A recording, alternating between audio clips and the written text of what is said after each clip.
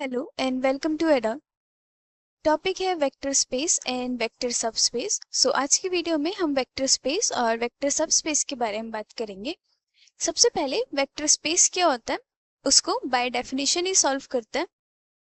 So vector space को हम linear space भी बोल सकते हैं और इसे हम रिप्रेजेंट करते हैं V and in bracket F। इसको हम बोलते हैं V ओवर फील्ड F। अब इसमें V और F क्या है और V ओवर F का क्या मतलब है वो देखते हैं। अब ये जो है ये प्रॉपर फॉर्म होती है जब भी हम वेक्टर स्पेस की बात करते हैं तब उसमें हमारे पास एक V वेक्टर होगा और वो वेक्टर किसी फील्ड के साथ आता है, दैट इज फील्ड F, जिसको हम F से रिप्रेजेंट करते हैं। अब वेक्टर और फील्ड क्या है, इसमें ये जो V होता है, V हमारा होता है एडिटिव एबिलियन ग्रुप, ओके, और F होता है फील्ड। अब इसमें फील्ड और एडिटिव एबिलियन ग्रुप का ये जो दोनों की प्रॉपर्टीज है कंबाइन करके V ओवर F जो होता है एक सेट होगा जो कुछ प्रॉपर्टीज सेटिस्फाई करेगा। ओवरऑल हमें सिर्फ इतना देखना है कि जो वेक्टर हमें गिवन है क्या वो सभी प्रॉपर्टीज सेटिस्फाई कर रहा है जो वेक्टर स्पेस के लिए हमें चाहिए। सो डायरेक्टली हम सिर्फ प्रॉपर्टी देख सकते हैं एंड उससे बता सकते हैं कि जो गिवन सेट हमें गिवन है वो वेक्टर स्पेस है या नहीं है। ओके, सो अब इसमें एडिटिव एबिलियन ग्रुप और फील्ड की अगर हमें अलग से प्रॉपर्टीज देखनी है तो वो क्या क्या होती हैं, इसको थोड़ा सेपरेटली करना होगा क्योंकि these two are different concept. उसके आगे हम वेक्टर स्पेस के बारे में पढ़ते हैं। सो अभी हम सिर्फ कुछ प्रॉपर्टीज जान लेते हैं कि ग्रुप क्या है, देन एडिटिव एबिलियन ग्रुप क्या है और फील्ड क्या है। Okay, so starting with group, हमारे पास टॉपिक होता है ग्रुप का। अब ग्रुप में एक सेट होगा जो कुछ पर्टिकुलर प्रॉपर्टीज सेटिस्फाई करता है। अब ये जो ग्रुप है इसमें जो सेट है उस पर एक ऑपरेशन अप्लाई करता है। अब वो ऑपरेशन कोई भी ऑपरेशन हो सकता है। अब यहाँ पे हमने मेंशन किया है कि एडिटिव है। एडिटिव मतलब जो ऑपरेशन होगा वो एडिशन वाला होगा। सो V हमारा सपोज ग्रुप है और इसमें जो ऑपरेशन है वो एडिशन का है। सो हम इसे V कॉमा प्लस ऐसे डिनोट करता है। Okay, so V comma plus is a group. So इससे हमें पता चलेगा कि V एक ग्रुप है जिसमें ऑपरेशन है एडिशन का। ओके, सो मतलब ग्रुप तो जब ही होगा जब ये प्रॉपर्टी सेटिस्फाई करता है। अभी हमें सेट गिवन है कि V सेट है और उस पे एडिशन वाला ऑपरेशन लगा हुआ है। अब ये ग्रुप कब होगा, जब ये कुछ प्रॉपर्टी सेटिस्फाई करेगा। पहली प्रॉपर्टी होती है क्लोजर। ओके, एंड हम ये जो भी प्रॉपर्टीज पढ़ेंगे ये प्रॉपर्टीज हम वेक्टर स्पेस के लिए भी यूज करते हैं क्योंकि क्या ही हो रहा है इसमें, हम एडिटिव एबिलियन ग्रुप और फील्ड का कॉम्बिनेशन ले रहे हैं, राइट। सो जो प्रॉपर्टीज इसमें है वो कंबाइंड प्रॉपर्टीज ओवरऑल सेटिस्फाई होनी चाहिए, राइट। सो वो देखना है, हमने जैसा कि कहा कि जो V है वो एडिटिव एबिलियन ग्रुप है। सो ग्रुप की जो प्रॉपर्टीज है जो हम डिस्कस करेंगे वो इसमें यूज होंगे, राइट। सो पहली प्रॉपर्टी होती है क्लोजर। क्लोजर का क्या मतलब है कि V एक सेट है, राइट। अब इसके अंदर कुछ एलिमेंट्स होंगे, suppose A B C D। अब क्लोजर का मतलब होता है जो भी ऑपरेशन है अगर हम वो ऑपरेशन एलिमेंट्स में अप्लाई करेंगे तो वो एलिमेंट ऐड होने के बाद भी उसी ही ग्रुप में आना चाहिए। जैसे कि V के अंदर कोई एलिमेंट्स हैं, इसको प्रॉपरली लिख सकते हैं, let two elements A comma B belongs to the set V। अब ये सेट है, ओके। देन A जो भी ऑपरेशन है, अभी यहाँ पे एडिशन है, यहाँ पे मल्टीप्लीकेशन भी हो सकता है, ओके, बट यहाँ पे एडिशन है। So A plus B must belongs to the set V। So इसका कहने का मतलब है कि A और B कोई भी एलिमेंट हमने ले लिए सेट के, अब उनमें जो हम ऑपरेशन अप्लाई कर रहे हैं उसके बाद जो रिजल्ट आएगा वो भी उस सेट में आना चाहिए, ओके, उस सेट के अंदर होना चाहिए। सो ये प्रॉपर्टी हो जाती है closure property, okay. Second property आती है एसोसिएटिविटी। एसोसिएटिविटी, इसमें क्या होता है, हमारे पास कोई तीन एलिमेंट्स हैं जो हमने सेट से लिए, A comma B comma C belongs to the set V। Then associative property में क्या होता है कि A जो भी ऑपरेशन है plus B plus C must be equal to A plus B plus C. मतलब हम कोई भी दो नंबर का एडिशन पहले लेंगे, सो उसके बाद भी रिजल्ट सेम आना चाहिए। अगर हम ए एज इट इज रहने देंगे और लास्ट के टू एलिमेंट्स का सम करेंगे एंड देन ओवरऑल सम लेंगे, वो बराबर आने चाहिए इस फॉर्म के। जैसे कि ग्रुप में हमारा एलिमेंट्स हैं, सपोज हम नेचुरल नंबर का सेट मान लेते हैं, है ना। अब नेचुरल नंबर के सेट में कौन कौन से नंबर्स होते हैं, 1 से लेके आगे तक, right. So suppose A B C हमारे पास है 1 + 3 + 4 any number, it must be equal to 1 + 3 + 4। अब हम किसी को भी पहले ऐड करेंगे उससे कोई फर्क नहीं पड़ेगा। 1 + 3 + 4 7 = 4 + 4 8 = 8, राइट। सेम आया। तो एसोसिएटिविटी का ये मतलब है। ओके, सो जरूरी नहीं है नेचुरल नंबर हो, सेट कोई सा भी सेट हमें गिवन हो सकता है। ओके, सो पहली closure, second associativity. Now third property आती है identity. Okay, identity. So identity property का क्या मतलब है कि जो सेट है उसमें एक आइडेंटिटी एलिमेंट होना चाहिए। ओके, इसका क्या मतलब है, जो आइडेंटिटी एलिमेंट होता है उसको हम ई से रिप्रेजेंट करते हैं। सो वी से E, A belongs to V such that E जो भी ऑपरेशन है plus A is equal to A। Okay, so एक ऐसा एलिमेंट आना चाहिए सेट के अंदर जिसका मल्टीप्लाई हम किसी भी नंबर के साथ करें वो नंबर वापस आ जाए। जैसे कि अगर नेचुरल नंबर का ही हम एग्जांपल लें, सो इसमें हमारे पास क्या कोई ऐसा एलिमेंट आता है जिसका एडिशन हम किसी भी नंबर के साथ करें तो वही नंबर वापस से आ जाए? नहीं, क्योंकि लाइक कोई ऐसा एलिमेंट है, सपोज 1 है, 2 है, 3 है। अब इसके साथ किसी ऐसे नंबर को ऐड करना है कि वापस से 1 आए, वापस से 2 आए, वापस से 3 आए, सो वो तो 0 हो सकता है, बट 0 नेचुरल नंबर में बिलोंग नहीं करता। ओके, सो ये वाली प्रॉपर्टी नेचुरल नंबर के लिए तो सेटिस्फाई नहीं हो रही है, बट इंटीजर्स के लिए हो जाएगी, है ना। हमें चाहिए कि 0 आए क्योंकि एडिशन है। सो आइडेंटिटी के लिए ई क्या होना चाहिए, ऐसा नंबर या फिर ऐसा एलिमेंट सेट का जिसका हम एडिशन ले किसी भी अलग नंबर के साथ तो वो नंबर सेम आना चाहिए। ओके, अब नेचुरल नंबर में हमारे पास ये वेरीफाई नहीं हो रहा है, सो जो सेट ऑफ नेचुरल नंबर है वो तो ग्रुप नहीं होगा क्योंकि वो थर्ड प्रॉपर्टी सेटिस्फाई नहीं कर रहा है। Okay, so this is an important property identity वाली। ऐसे ही इनवर्स आता है, फोर्थ प्रॉपर्टी इनवर्स की। अब इनवर्स का क्या मतलब है कि A, B belongs to the set V, ऐसे दो एलिमेंट्स आने चाहिए such that A multiply B is equal to identity, then B is the inverse of A। और ये हर एक एलिमेंट के लिए सेटिस्फाई होना चाहिए। हम किसी सिर्फ एक दो एलिमेंट्स के लिए नहीं देखना है, सभी एलिमेंट्स के लिए होना चाहिए, है ना। सो यहाँ पे है कि ऐसे दो एलिमेंट्स, मतलब B इनवर्स होगा A का जब हम A का मल्टीप्लाई या फिर जो भी ऑपरेशन है, यहाँ पे ये डॉट का मतलब है जो भी ऑपरेशन हमें गिवन है, बट हमें जैसे कि गिवन है कि एडिशन लेके चल रहे हैं सो प्लस आ जाएगा। Okay, so A + B is equal to identity आना चाहिए। E आइडेंटिटी को रिप्रेजेंट करेगा। ओके, सो आइडेंटिटी E होता है। अब इसमें एग्जाम्पल के हेल्प से सेट ऑफ नेचुरल नंबर्स है, राइट। अब इसमें आइडेंटिटी तो है ही नहीं, तो इसमें तो हम इनवर्स तक जा ही नहीं सकते। बट अगर सेट ऑफ इंटीजर्स ले, है ना, इसमें हमें पता है कि आइडेंटिटी एलिमेंट है 0, क्योंकि इंटीजर से कोई भी नंबर ले लो, -1 1 2 3 4 और ऐड करो 0 के साथ, हमारे पास सेम वही नंबर आएगा, राइट। सो ये तो सेटिस्फाई कर रहा है आइडेंटिटी वाला केस।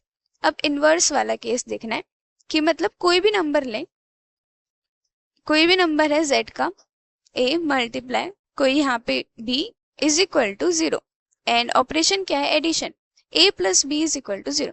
सपोज नंबर है 1, ओके, सो 1 का इनवर्स होगा -1 इज इक्वल टू 0। ऐसे अगर कोई नंबर 2 है तो उसका इनवर्स होगा -2, तो मतलब इनवर्स क्या हो रहा है, नेगेटिव। और अगर -1 है तो उसका इनवर्स होगा +1, दैट मीन्स किसी एलिमेंट A का इनवर्स क्या होगा, -A, राइट। ए का इनवर्स क्या हो गया, माइनस ए, उसी नंबर में माइनस लगा देंगे। सो वी गेट कि जो इनवर्स है इसमें वो माइनस ए है, मतलब जो भी एलिमेंट्स है उसका नेगेटिव हमारा क्या हो जाएगा, इनवर्स हो जाएगा। ओके, सो ये हो गई इनवर्स प्रॉपर्टी। अभी 4 प्रॉपर्टीज हुई हैं, अगर ये चारों सेटिस्फाई हैं, this implies v comma plus is an additive group. अब ये एडिटिव ग्रुप हो गया। अब इसमें एक और लिखा है टर्म एबिलियन। ओके, एबिलियन का मतलब है commutative. So एबिलियन means commutative, and commutative property क्या होती है,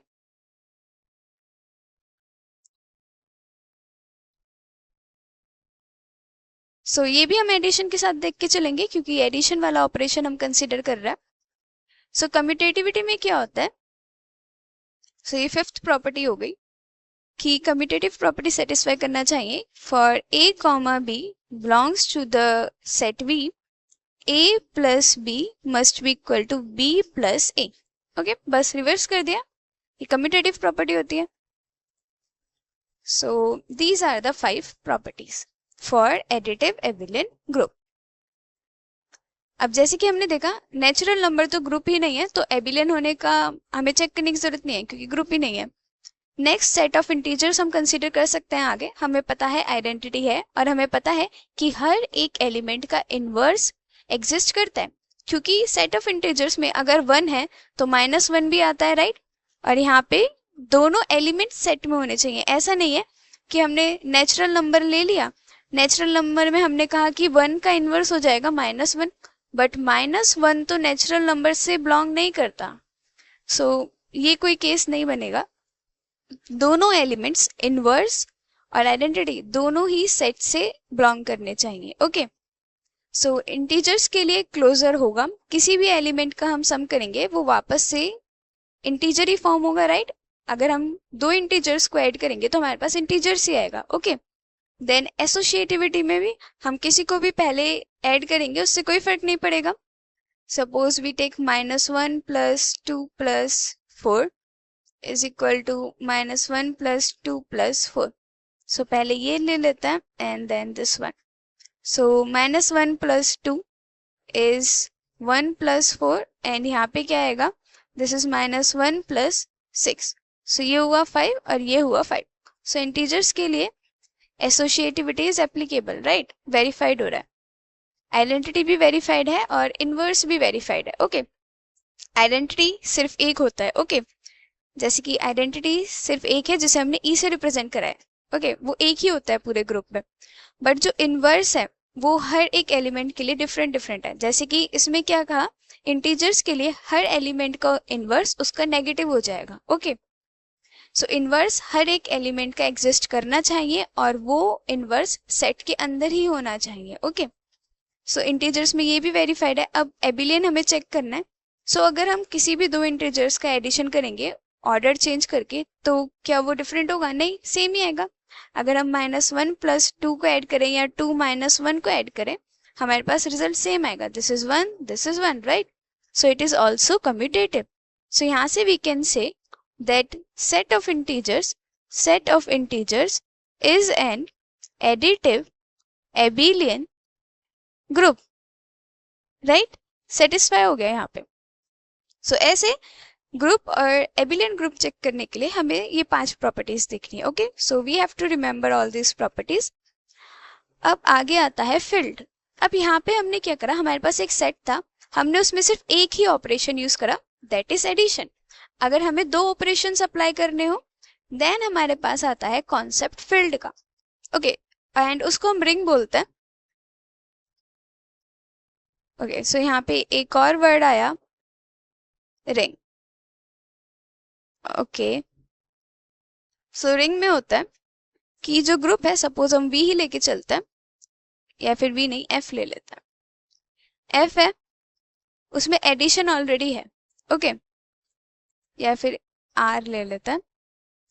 रिंग को हम आर से रिप्रेजेंट करते हैं, उसमें एडिशन है और एक और प्रॉपर्टी है जो हम मल्टीप्लिकेशन ले रहे हैं। ओके, सो इसमें 2 ऑपरेशंस होते हैं, that's called binary operations. Okay, so हमने रिंग में अब दो ऑपरेशंस लगा दिए, दैट मीन्स हमें कोई सेट गिवन है, हमने उसमें पहले एडिशन के साथ देखा, कोई एक ऑपरेशन के साथ देखा, तो उससे हम ग्रुप्स के बारे में पढ़ रहे हैं, ओके।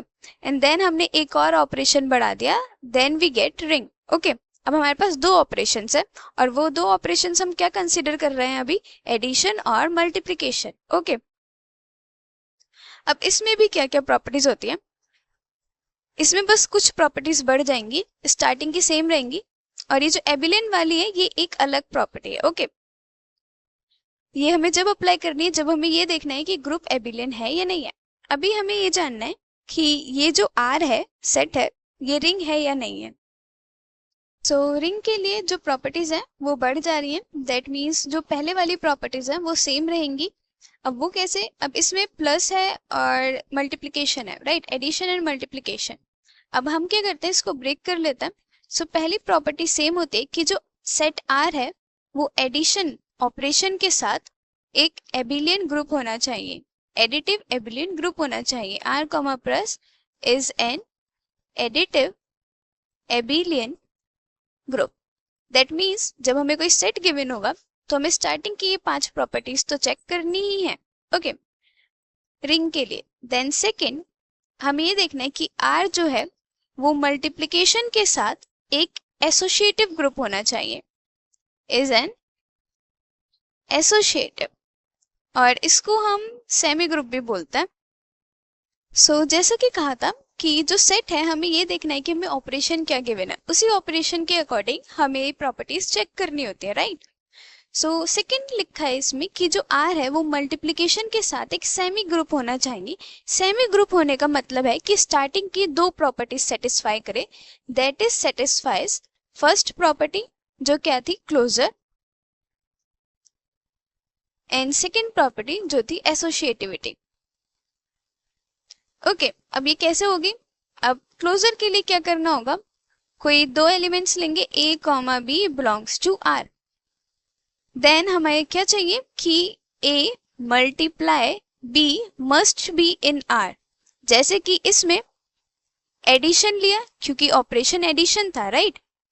अब सेकेंड प्रॉपर्टी में हमें ऑपरेशन गिवन है मल्टीप्लिकेशन, तो हमें ये देखना है कि जो क्लोजर है वो मल्टीप्लिकेशन के साथ सेटिस्फाई होना चाहिए, okay.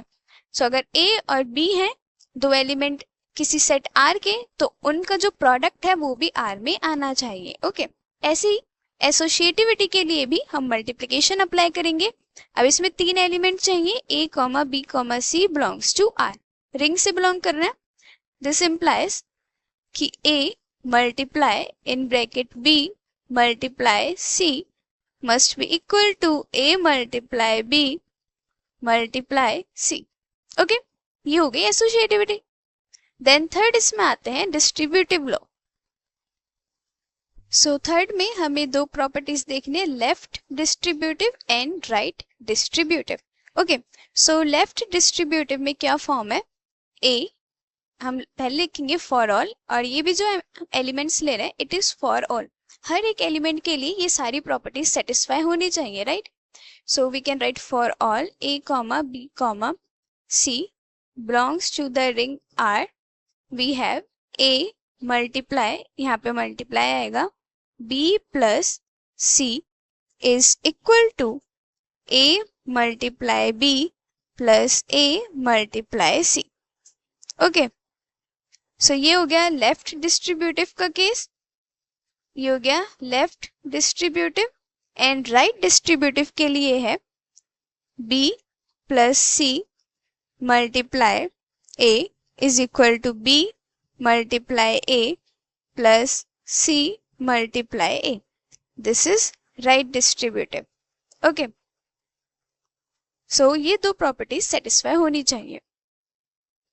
So this implies r comma plus comma multiplication, that is set R with two binary operation is a ring, okay. इतनी प्रॉपर्टी सेटिस्फाई होने पर हमारे पास एक रिंग आता है, बट यहाँ पे हमें रिंग के साथ नहीं चाहिए था, हमें चाहिए था vector that is an additive abelian group. We हमें पता करना था, वो हमने देख लिया। एंड नेक्स्ट था फील्ड। सो जो फील्ड होता है वो रिंग में कुछ प्रॉपर्टीज बढ़ाने के बाद आता है। ओके, सो काफी सारी प्रॉपर्टीज हो गई। ग्रुप के लिए ये 5 प्रॉपर्टीज हैं, रिंग के लिए प्रॉपर्टीज और इंक्रीज हो गई और एक ऑपरेशन भी इंक्रीज हो गया। ओके, सो इसमें एडिशन के साथ साथ मल्टीप्लिकेशन भी आ गया। अब जरूरी नहीं है कि ये ऑपरेशन सेम रहे। ओके, ऑपरेशन डिफरेंट भी हो सकता है, बट हमें यही ऑपरेशन कंसिडर करके सॉल्व करना है। सो हम यही ऑपरेशन लेके चल रहे हैं। सो रिंग के लिए ये ऑपरेशन आ गया। सो जो फील्ड है वो रिंग के आगे कुछ प्रॉपर्टीज और कंटिन्यू करता है एंड देन जो सेट है वो फील्ड हो जाता है। ओके, सो फील्ड के लिए we can write it with f comma plus comma product. Okay, इसके लिए भी first must be a ring, और इसको प्रॉपरली क्या बोलते हैं, CRU। It is a CRU having unit for every non-zero element। So इसमें जो सबसे पहली प्रॉपर्टी थी वो तो हमने बोला ही नहीं, जो सेट है वो नॉन एम्प्टी होना चाहिए, राइट? तभी हम ये आगे प्रॉपर्टीज चेक कर पाएंगे। सो जो प्रॉपर्टीज होती है, a set must be non empty. Okay, so ये सभी सेट में ऐड होगा। जो भी सेट हमें गिवन है वो नॉन एम्प्टी होना चाहिए। उसके बाद वो जैसे जैसे प्रॉपर्टीज सेटिस्फाई कर रहा है वैसे वैसे हम उसे रिंग या ग्रुप बता सकते हैं। अब फील्ड के लिए क्या क्या प्रॉपर्टीज इंक्रीज हो रही हैं, इट्स रिटन CRU। CRU का मतलब है commutative ring with unity. Okay, और यूनिट का मतलब होता है मल्टीप्लिकेटिव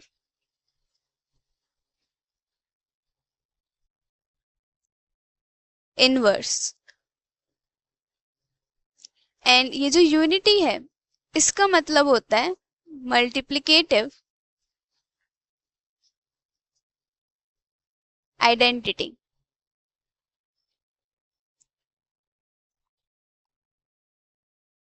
सो अब क्या कह रहे हैं इसमें कि हमारे पास रिंग है। ओके, इतना हो गया कि रिंग है, एंड रिंग में जो प्रॉपर्टीज हैं जो प्रोडक्ट के साथ है, आई मीन मल्टीप्लिकेशन के साथ सिर्फ 2 ही प्रॉपर्टी सेटिस्फाई कर रहा है, एक है क्लोजर और एक है एसोसिएटिविटी। ओके, अब अगर ये आगे की प्रॉपर्टीज भी सेटिस्फाई करता है तो हमारे पास क्या क्या फॉर्म आती है। अगर प्रोडक्ट के साथ ये आइडेंटिटी वाली प्रॉपर्टी सेटिस्फाई करेगा तो वो हो जाता है मल्टीप्लिकेटिव आइडेंटिटी। ओके, अगर ऑपरेशन हम मल्टीप्लिकेशन के साथ करें तो हो गया मल्टीप्लिकेटिव आइडेंटिटी। ऐसे ही इनवर्स वाली प्रॉपर्टी, अगर वो ऑपरेशन मल्टीप्लिकेशन के साथ सेटिस्फाई कर रहा है, that is multiplicative inverse, right? जैसे कि इसमें आइडेंटिटी के लिए ऑपरेशन था एडिशन।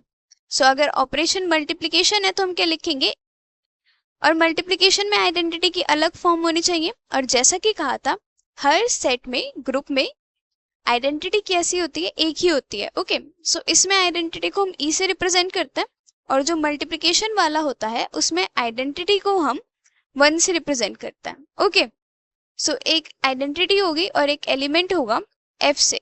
हम f की बात कर रहे हैं ना, सो इसे वहीं लिख लेता है।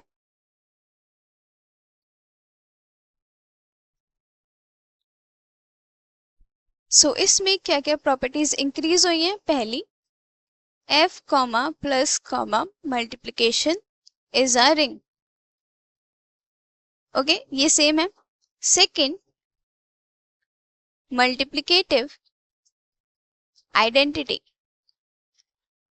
that is for all 1 comma a belongs to the set f। इसे हम f से रिप्रेजेंट कर रहे हैं, सो सेट f से ही एलिमेंट होगा 1 multiply a must be a। मतलब एक एलिमेंट आइडेंटिटी होनी चाहिए फील्ड के अंदर, मतलब सेट f के अंदर, जिसका प्रोडक्ट ऑपरेशन क्या है, मल्टीप्लिकेशन। अब मल्टीप्लिकेशन के साथ बात कर रहे हैं, सो मल्टीप्लिकेशन के साथ सेम ही फॉर्म है। जैसे कि हमारे पास है सेट ऑफ इंटीजर्स, हमें पता है कि it is an additive abelian group, इतना हमने देख लिया था। ओके, अब क्या इसमें मल्टीप्लिकेशन के साथ क्लोजर हो रहा है एप्लीकेबल? सो क्लोजर में क्या होगा, इंटीजर्स का प्रोडक्ट करने पर इंटीजर्स ही है, होगा सेटिस्फाई, राइट? दो इंटीजर्स का मल्टीप्लाई करेंगे तो इंटीजर्स ही आएगा, है ना? सो क्लोजर सेटिस्फाई हो रहा है। ऐसे ही एसोसिएटिव भी होगा, हम मल्टीप्लिकेशन किसी का भी कैसे भी करें, मतलब किसी भी ऑर्डर में लेंगे, सेम ही आएगा, राइट? सो एसोसिएटिविटी भी अप्लाई हो रहा है, सो इसको हम बोल सकते हैं। और डिस्ट्रीब्यूटिव वाला केस भी है, डिस्ट्रीब्यूटिव भी इसमें अप्लाई होगा। Okay, so it is also a ring. Okay, so जो सेट है, सेट ऑफ इंटीजर्स है, it is also a ring. Then हमारे पास आता है मल्टीप्लिकेटिव आइडेंटिटी। अब जो इंटीजर है इसमें कोई ऐसी आइडेंटिटी है जिसका प्रोडक्ट करने पर हमारे पास सेम फॉर्म है। जैसे एडिटिव आइडेंटिटी के लिए हमारे पास 0 था, राइट? अगर हम किसी भी नंबर का एडिशन 0 के साथ करेंगे हमारे पास सेम वही नंबर आएगा। सो ऐसा कोई नंबर है इंटीजर्स में जिसका हम प्रोडक्ट करें किसी भी नंबर के साथ और वो नंबर सेम है, और वो क्या होगा, 1 होगा, राइट? सो किसी भी एलिमेंट का प्रोडक्ट 1 के साथ करेंगे तो हमारे पास वो सेम एलिमेंट वापस आ जाएगा। सो जो इसकी मल्टीप्लिकेटिव आइडेंटिटी है वो 1 हो गई। ओके, देन थर्ड प्रॉपर्टी हो गई मल्टीप्लिकेटिव इनवर्स। अब जैसे कि एडिटिव इनवर्स होता है ऐसे ही मल्टीप्लिकेटिव इनवर्स होगा। अब ऐसे दो element, we can say B is multiplicative inverse, और इसको यहां लिख लेते हैं, we say B is multiplicative inverse of A for all A, B belongs to the set F। Okay, हर एक एलिमेंट के लिए if A multiply B is equal to the identity. अब इसमें मल्टीप्लाई वाला ऑपरेशन लगेगा, राइट? सो multiplication के साथ आइडेंटिटी आना चाहिए। अब हमारे पास जो सेट ऑफ इंटीजर्स है, क्या उसमें मल्टीप्लिकेटिव इनवर्स है? नहीं। वो कैसे? अभी जो इंटीजर्स है, सपोज वी टेक 2, ओके, अब इसका इनवर्स कोई B होगा और ये 1 आना चाहिए, क्योंकि आइडेंटिटी क्या है, मल्टीप्लिकेटिव आइडेंटिटी 1 है। सो मल्टीप्लिकेटिव आइडेंटिटी 1 है, सो B ऐसा क्या नंबर होना चाहिए जो ये 1 आ जाए? B must be 1/2। B 1/2 होगा तभी 2 से 2 कैंसिल होके 1 आएगा। बट ये जो 1/2 है ये इंटीजर्स में तो आता ही नहीं, it does not belongs to integer, ये साइन डज नॉट बिलोंग का है। ओके, अभी इंटीजर्स में तो है ही नहीं, दैट मीन्स जो मल्टीप्लिकेटिव इनवर्स है वो सेट के अंदर नहीं आ रहा है, दैट मीन्स जो सेट ऑफ इंटीजर्स है ये फिल्ड नहीं होगा। सो यहां से हमें पता चल गया Z is not a field. Okay, ये रिंग तक सेटिस्फाई कर रहा है बट इनवर्स वाली प्रॉपर्टी इसमें सेटिस्फाई नहीं हो रही। सो इनवर्स के लिए हमें चाहिए कि A और B सेट से ही बिलोंग करें, और B इनवर्स कब होगा A का, जब वो आइडेंटिटी के बराबर है उन दोनों का मल्टीप्लिकेशन। ओके, सो ये मल्टीप्लिकेटिव इनवर्स आ गया। फोर्थ प्रॉपर्टी है commutativity, commutativity with respect to multiplication. हमने जो प्रीवियस कम्यूटेटिव ग्रुप देखा उसमें था कि जो एडिशन के साथ है वो कम्यूटेटिव होना चाहिए, मतलब किसी भी ऑर्डर में हम दो नंबर्स को ऐड करें या दो एलिमेंट्स को ऐड करें वो सेम आए। अब commutative with respect to multiplication का मतलब है कि किसी भी दो नंबर को मल्टीप्लाई करें किसी भी ऑर्डर में तो सेम आना चाहिए। अब जो इंटीजर्स है वो कम्यूटेटिव है, राइट? जो सेट ऑफ इंटीजर्स है, अगर हम -2 का मल्टीप्लाई 4 से करें और 4 की मल्टीप्लाई -2 से करें, so it is same, right?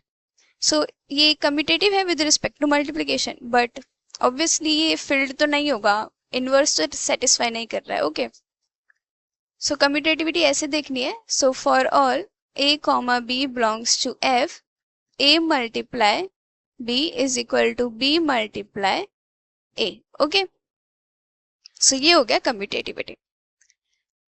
So हमारे पास अगर ये सारी प्रॉपर्टीज सेटिस्फाई हो रही है, कम्यूटेटिविटी सेटिस्फाई हो रही है, आइडेंटिटी सेटिस्फाई हो रही है, तो हम इसको बोलते हैं CRU, राइट? जो हमने स्टार्टिंग में लिखा CRU, जो रिंग है वो कम्यूटेटिव भी है और उसमें मल्टीप्लिकेटिव आइडेंटिटी भी है, जिसको हम यूनिटी बोलते हैं। ओके, और यूनिट का मतलब होता है मल्टीप्लिकेटिव इनवर्स। और फील्ड की डेफिनेशन क्या है कि रिंग कैसी होनी चाहिए, कम्यूटेटिव होनी चाहिए और उसमें आइडेंटिटी होनी चाहिए। That is CRU, commutative ring with unity having unit. Unit का क्या मतलब है, multiplicative inverse for every non zero element. हर एक नॉन जीरो एलिमेंट का इनवर्स होना चाहिए, राइट। सो ये जो मल्टीप्लिकेटिव इनवर्स वाली प्रॉपर्टी है ये भी सेटिस्फाई होनी चाहिए, तब हमारा जो रिंग है वो फिल्ड की फॉर्म में आ जाएगा। ओके, तो जो रिंग है वो फिल्ड बन जाएगी। सो जो सेट ऑफ इंटीजर्स हमने एग्जांपल लेके चल रहे हैं वो हमें पता चला कि वो रिंग है बट फिल्ड नहीं है। हमने देखा जो सेट ऑफ नेचुरल नंबर्स है ये ग्रुप ही नहीं है, it is not a group, right. और ये ग्रुप क्यों नहीं था, क्योंकि इसमें आइडेंटिटी वाला पार्ट सेटिस्फाई नहीं हो रहा विद रिस्पेक्ट टू एडिशन, है ना। It is not a group with respect to addition. Then हमें पता चला कि सेट ऑफ इंटीजर ग्रुप होगा विद रिस्पेक्ट टू एडिशन, और हमें ये भी पता चला कि सेट ऑफ इंटीजर रिंग भी होगा with respect to addition and multiplication. But हमें ये पता चला कि it is not a field. Okay, हमें पता चला ये फील्ड नहीं है। सो एग्जाम्पल ऐसा जो फील्ड भी हो is a set of rational numbers. Okay, this Q with respect to addition and multiplication is a field। अब ये हम कैसे चेक कर सकते हैं, पहला क्या ये ग्रुप है, यस होगा। ग्रुप के लिए आई मीन एडिटिव ग्रुप के लिए, एडिटिव एबिलियन ग्रुप के लिए हमें चाहिए ये एडिटिव एबिलियन ग्रुप हो। सो ये एडिटिव एबिलियन ग्रुप होने के लिए अगर रेशनल नंबर है हमारे पास, सो किसी दो रेशनल नंबर का एडिशन रेशनल नंबर ही आएगा, राइट। सो क्लोजर सेटिस्फाई है, एसोसिएटिव भी सेटिस्फाई होगा। देन नेक्स्ट आता है आइडेंटिटी। आइडेंटिटी क्या होगा रेशनल नंबर के लिए, सेम जीरो आइडेंटिटी होगा, राइट। इसमें जीरो क्या होगी, identity, that is identity E से रिप्रेजेंट करते हैं हम additive identity, so it is zero. Then inverse होगा, यस होगा, क्योंकि सबका नेगेटिव भी आता है। अगर 1/2 है रेशनल नंबर के सेट में तो -1/2 भी होगा, राइट। सो हर एक एलिमेंट का इनवर्स सेट के अंदर आ रहा है। ओके, सो इनवर्स वाली प्रॉपर्टी भी सेटिस्फाई हो गई। देन नेक्स्ट कम्यूटेटिविटी के लिए विद रिस्पेक्ट टू एडिशन, अभी हम ग्रुप की बात कर रहे हैं और एडिशन को लेकर चल रहे हैं। ओके, सो कम्यूटेटिव भी होगा सेटिस्फाई, क्योंकि रेशनल नंबर का हम किसी भी ऑर्डर में एडिशन करेंगे सेम ही आएगा। ओके, सो ये हो गया additive abelian group, done. Then next है हमारे पास कि it must be a ring. So ring में पहला सेम प्रॉपर्टी की एडिटिव एबिलियन ग्रुप होना चाहिए। Okay, done. देन नेक्स्ट है कि with respect to multiplication closure होना चाहिए, होगा। अगर हम किसी दो रेशनल नंबर का प्रोडक्ट लेंगे सो वो रेशनल ही आएगा, राइट। मल्टीप्लाई करने पर रेशनल ही होगा। ओके, सो क्लोजर सेटिस्फाई हो गया। एसोसिएटिविटी भी सेटिस्फाई हो जाएगा विद रिस्पेक्ट टू मल्टीप्लिकेशन, सो ये और डिस्ट्रीब्यूटिव भी सेटिस्फाई हो जाएगा, सो रिंग भी होगा। ओके, अब हमारे पास आता है कि ये CRU होना चाहिए प्लस इसमें मल्टीप्लिकेटिव इनवर्स होना चाहिए हर एक एलिमेंट का। ओके, CRU मतलब कम्यूटेटिव रिंग विद यूनिटी। अभी हमने रिंग देख लिया, अब हमें ये देखना है कि इसमें कम्यूटेटिव वाला केस है, मतलब with respect to multiplication commute करेगा, हाँ करेगा, क्योंकि अब मल्टीप्लिकेशन हम किसी दो रेशनल नंबर का लेंगे किसी भी ऑर्डर में सेम ही रहेगा। अगर हम 1/2 की मल्टीप्लाई 3/4 से करें या 3/4 की मल्टीप्लाई 1/2 से करें सेम ही आंसर आएगा, राइट। सो कम्यूटेटिव होगा विद रिस्पेक्ट टू मल्टीप्लिकेशन। अब दो प्रॉपर्टीज बचा, मल्टीप्लिकेटिव आइडेंटिटी और मल्टीप्लिकेटिव इनवर्स। सो आइडेंटिटी होगा, आइडेंटिटी क्या होना चाहिए, ऐसा नंबर जिसका प्रोडक्ट करने पर हमारे पास वापस से सेम ही नंबर है। सो वो क्या होगा, इसमें 1 होगा, राइट। किसी भी रेशनल नंबर 1/2 की मल्टीप्लाई 1 से करेंगे 1/2, 3 की मल्टीप्लाई 1 से करेंगे 3 आएगा। और अगर 5 की मल्टीप्लाई 1 से करेंगे -5 आएगा, -3/4 की मल्टीप्लाई 1 से करेंगे -3/4 आएगा। सो 1 क्या हो गया? Multiplicative identity. ऐसे ही हमें चाहिए मल्टीप्लिकेटिव इनवर्स। हर एक एलिमेंट का इनवर्स सेट में आना चाहिए और हर एक नॉन जीरो एलिमेंट का, राइट। अगर जीरो के इनवर्स की हम बात करें, जीरो का प्रोडक्ट किसी भी नंबर के साथ 1 आ सकता है क्या? नहीं, राइट। सो इसलिए नॉन जीरो एलिमेंट लेके चलना है। सो हमारे पास कोई एलिमेंट है, सपोज रेशनल नंबर की फॉर्म ऐसे p/q की फॉर्म होती है ना, राइट। p/q की मल्टीप्लाई q/p से करेंगे तो हमारे पास आइडेंटिटी आएगी, राइट। और q/p p/q दोनों ही सेट ऑफ रेशनल नंबर में आएगा, राइट। नॉन जीरो है दोनों, ऑब्वियसली आ जाएंगे।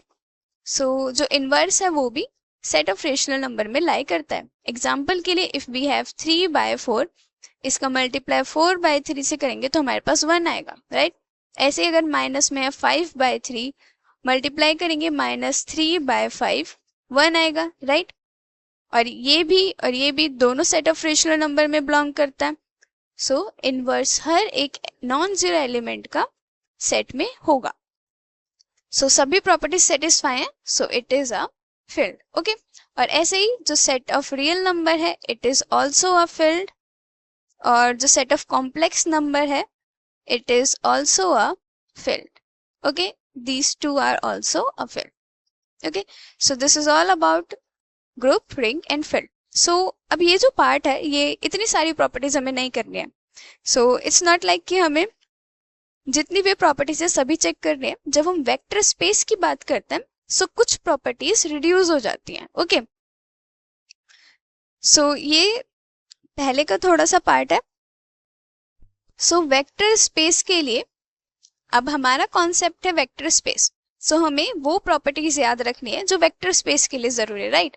हमने फील्ड के बारे में डिस्कस करा क्योंकि हम कह रहे हैं कि वेक्टर स्पेस में हमारे पास जो V है वो एक एडिटिव एबिलियन ग्रुप होता है और जो F है वो एक फील्ड होता है। सो बस उसको जानने के लिए हमने उतना पार्ट डिस्कस करा। बट जब हम वेक्टर स्पेस की बात करते हैं तो इसके लिए कुछ प्रॉपर्टीज होंगी, वो सभी प्रॉपर्टीज सेटिस्फाई अगर हो रही होंगी तो जो सेट होगा वो हमारा वेक्टर स्पेस हो जाएगा, ओके। सो इसको कैसे डिफाइन करता है? सो डेफिनेशन है कि vector space over a field F, जैसा कि कहा था जब भी वेक्टर स्पेस की बात करते हैं तो कोई फील्ड भी होगा F, okay. So vector space over a field F consist of a set है ऑन विच टू ऑपरेशंस, दो ऑपरेशंस यूज हो रहे हैं।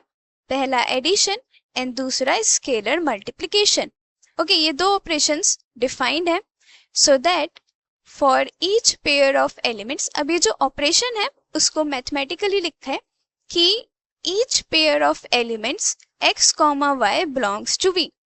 जो वेक्टर स्पेस है ओवर अ फील्ड है F, उसे हम V ओवर F डिनोट करते हैं।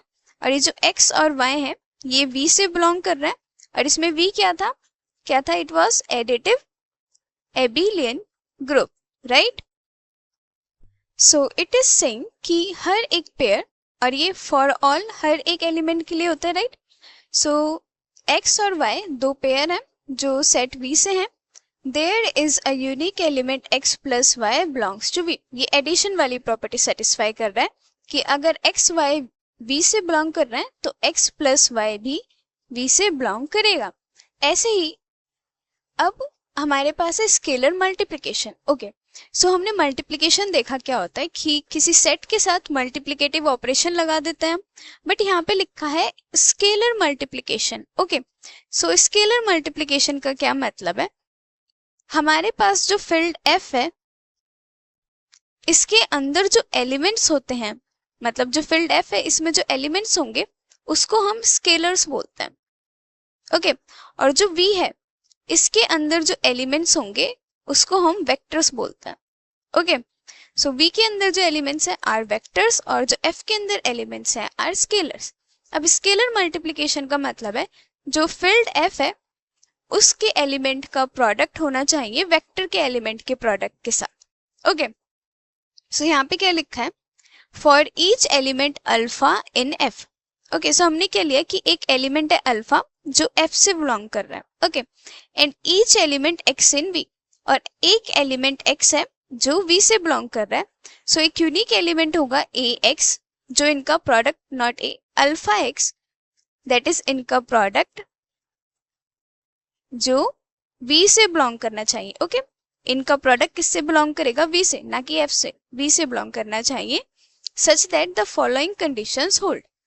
सो ये जो स्टार्टिंग की इंपॉर्टेंट कंडीशंस है, एडिटिव एडिशन वाली और स्केलर मल्टीप्लिकेशन वाली वेरीफाइड होनी चाहिए। उसके बाद कुछ और कंडीशंस है जो हमें चेक करनी है कि वो होल्ड कर रही है या नहीं कर रही है। ओके, एंड वो सभी कंडीशंस क्या है? सो ये होती हैं प्रॉपर्टीज आगे वाली जो होल्ड करनी चाहिए। सो पहली प्रॉपर्टी है कि जो वी है वो एबिलियन ग्रुप होना चाहिए। यहाँ पे एडिशन का सिंबल बना है तो यहाँ पे डायरेक्टली नहीं लिखा है एडिटिव। ओके, हमें सिंबल से पता चल जाना चाहिए कि जो वी है वो एडिटिव एबिलियन ग्रुप होना चाहिए। ओके, एंड इसको सेटिस्फाई करने के लिए हमारे पास 5 प्रॉपर्टीज थी जो हमने डिस्कस करी थी स्टार्टिंग में, वो 5 प्रॉपर्टीज सेटिस्फाई होनी चाहिए। ओके, देन नेक्स्ट क्या है कि 1 multiply x must be x for all x belongs to v. Here 1 means identity. Okay. Then third property है कि a multiply, ये जो a है ये field से belong कर रहा है और ये जो x और y है ये vector से belong कर रहा है। That means ये जो a है ये scalar है और x और y क्या है? Vectors हैं, right? क्योंकि v के elements होते हैं vectors, f के elements होते हैं scalars. Okay. So third property है कि a multiply x plus Y. Addition अभी किसके बीच में हो रहा है? वेक्टर्स के बीच में। Okay, so a multiply x plus Y must be equal to ax plus ay और for all a belongs to f and for all x y belongs to v। ये जो सभी प्रॉपर्टीज हैं ये हर एक एलिमेंट के लिए वेरीफाई होना चाहिए, राइट? सो इसलिए we have to write for all. Okay, ये सिंबल फॉर ऑल के लिए। So for all a belongs to f and for all x y belongs to v। Okay, then fourth property है, अब addition किसके बीच में है? Scalars के बीच में।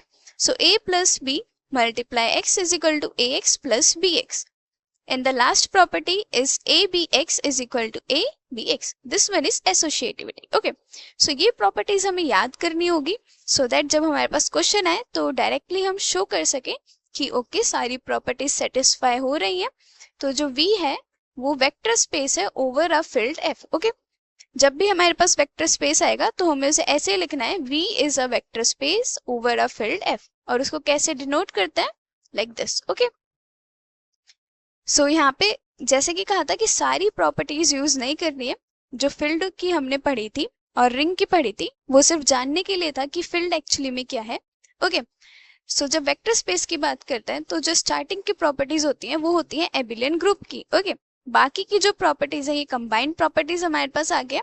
ये 4 प्रॉपर्टीज और सेटिस्फाई होनी चाहिए और अगर ये सारी प्रॉपर्टीज सेटिस्फाई होती हैं तो जो v हमें गिवन है it is a vector space over the field f, right? यहाँ पे ये जो a है ये फील्ड से आ रहा है, राइट? सो ये कंबाइंड प्रॉपर्टीज है और इसमें हमें ध्यान रखना है कि स्टार्टिंग की ये वाली जो प्रॉपर्टीज है, ये जो डेफिनेशन में हमें स्टार्टिंग में मेंशन है कि एडिशन के लिए there exist a unique element x plus Y belongs to v and for scalar multiplication हमारे पास अल्फा एक्स है जो v से बिलोंग करना चाहिए। अब एग्जाम्पल के लिए हम ले लेते हैं एग्जाम्पल सो दैट इजीली कर सकें। v हम मान लेते हैं r को। ओके, r क्या है? सेट ऑफ रियल नंबर्स, और हमें पता है कि set of real number field है। ये तो स्टार्टिंग का ही बिल्कुल फील्ड वाला केस आ गया। सो ऑब्वियसली ग्रुप तो होगा ही होगा। फील्ड के लिए तो बहुत सारी प्रॉपर्टी सेटिस्फाई करनी होती है और उसमें ग्रुप भी इंक्लूडेड होता है। सो अगर कोई सेट फील्ड है तो वो ग्रुप और रिंग तो होगा ही, राइट? सो v हमने r ले लिया और फील्ड हमने सेट ऑफ कॉम्प्लेक्स नंबर ले लिया। ओके, सो क्या इसमें एडिशन वेरीफाइड होगा? स्टार्टिंग की प्रॉपर्टीज देखनी है। ओके, कि x और y दो एलिमेंट्स होंगे v से और उनका जो एडिशन है वो भी v में आना चाहिए। सो यस होगा। अगर रियल नंबर से हम कोई दो एलिमेंट्स लें a एंड b, a और b नहीं लेते, x और y लेके चलते हैं, x और y। सो इनका जो एडिशन होगा x प्लस y वो भी r में बिलोंग करेगा, राइट? अगर दो रियल नंबर्स को हम ऐड करेंगे तो वो रियल नंबर ही आएगा। ओके, सो एडिशन तो वेरीफाइड हो गया। Okay, so addition is verified. अब केस में स्केलर मल्टीप्लिकेशन वेरीफाइड होगा। सेकंड क्या था, स्केलर मल्टीप्लिकेशन, जो स्टार्टिंग में ही डेफिनेशन वाला केस था। ओके, ये पहली प्रॉपर्टीज हमें स्टार्टिंग में चेक करके चलना है। सो इसमें क्या है, अल्फा एक एलिमेंट हमें फील्ड से लेना है, दैट मीन्स हमें एक स्केलर चाहिए और एक वेक्टर चाहिए, और दोनों का प्रोडक्ट वेक्टर्स में आना चाहिए। सो फील्ड हमारा कॉम्प्लेक्स नंबर है, तो हमने कॉम्प्लेक्स नंबर ले लिया, सपोज आयोटा। ओके, हमने आयोटा ले लिया। आयोटा की मल्टीप्लाई किसी भी रियल नंबर से करेंगे, एक्स मान लेते हैं, तो क्या वो रियल नंबर होगा? नो, नहीं करेगा। हमारे पास क्या है कि अगर अल्फा है, फील्ड से बिलोंग कर रहा है और एक्स वेक्टर से बिलोंग कर रहा है, so alpha multiply x vector से बिलोंग करना चाहिए। अब फील्ड में आ रहे हैं complex numbers, right? So complex numbers का प्रोडक्ट अगर हम रियल नंबर से करें तो क्या वो रियल नंबर आता है? नो। सो हम क्या कह सकते हैं, डायरेक्टली हमें पता चल गया स्टार्टिंग की प्रॉपर्टी सेटिस्फाई नहीं हो रही है, that is scalar multiplication not satisfied, right? So we can say that R over C, C field है, सो वो ब्रैकेट में आएगा, R over C is not a vector space. Okay, so ऐसे स्टार्टिंग की प्रॉपर्टी से हमें डायरेक्टली पता चल जाता है कि कोई वेक्टर किसी फील्ड पर वेक्टर स्पेस फॉर्म कर रहा है या नहीं कर रहा है। ओके,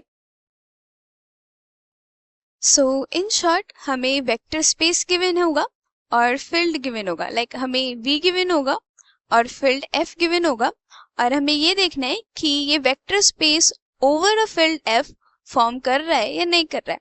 और वो देखने के लिए हमें क्या करना होगा, कुछ प्रॉपर्टीज हैं, वो सभी प्रॉपर्टीज सेपरेटली सॉल्व करके देखनी होगी, राइट? एंड इसमें स्टार्टिंग में ही कौन सी दो प्रॉपर्टीज है, पहली ये कि अगर x और y सेट V से बिलोंग करते हैं, सो उनका क्लोजर, ये x प्लस वाई का क्या मतलब है, क्लोजर V से बिलोंग करना चाहिए। यहाँ पे क्या लिखा है कि V comma plus is an abelian group, that is जो सेट V हमें गिवन होगा वो एक एडिटिव एबिलियन ग्रुप होना चाहिए। सो एडिटिव एबिलियन ग्रुप के लिए 5 प्रॉपर्टीज होती हैं, राइट? और पहली प्रॉपर्टी होती थी क्लोजर, एंड वो प्रॉपर्टी यही होती थी कि अगर x और y सेट V से बिलोंग कर रहे हैं तो उनका क्लोजर, दैट मीन्स जो भी ऑपरेशन गिवन है, यहाँ पे एडिशन गिवन है ना, तो उनका सम भी सेट V से बिलोंग करना चाहिए। ओके, सो ये क्लोजर वाली प्रॉपर्टी ऑलरेडी डेफिनेशन में स्टार्टिंग में ही मेंशन है कि ये सेटिस्फाई होना चाहिए। देन नेक्स्ट आता है scalar multiplication. Okay, scalar multiplication के लिए हम एक एलिमेंट फील्ड से लेंगे और एक एलिमेंट वेक्टर से लेंगे। ओके, सो एक स्केलर वैल्यू होगी और एक वेक्टर वैल्यू होगी, राइट? क्योंकि जो फील्ड F है उसकी वैल्यू स्केलर्स होती हैं और जो सेट V है उसकी वेक्टर्स। अब इसमें हमें मल्टीप्लिकेशन अप्लाई करना है, सो जो अल्फा मल्टीप्लाई x होगा वो सेट V से बिलोंग करना चाहिए। ओके, सो ये हो जाता है स्केलर मल्टीप्लिकेशन। ये दोनों प्रॉपर्टी सेटिस्फाई होने के बाद हमें डायरेक्टली ये प्रॉपर्टीज चेक करनी है। ओके, पहला कि ये एबिलियन ग्रुप है, सो एबिलियन ग्रुप के लिए 5 प्रॉपर्टीज, अब वो 4 ही रहेंगी क्योंकि जो क्लोजर वाली थी वो स्टार्टिंग में ही हमने देख ली। देन हमारे पास आइडेंटिटी के लिए then these 3 properties. Okay, so ये सारी प्रॉपर्टीज चेक करके हम बता सकते हैं कि जो सेट हमें गिवन है वो वेक्टर स्पेस फॉर्म कर रहा है या नहीं कर रहा है over the field F। Okay, अब हमने इसमें एग्जांपल किया। अब इसमें जो वेक्टर हमने कंसीडर करा इट इज R, जो सेट V था इट इज R, और हमें पता है कि जो सेट ऑफ रियल नंबर होता है वो एक एडिटिव एबिलियन ग्रुप होगा, राइट?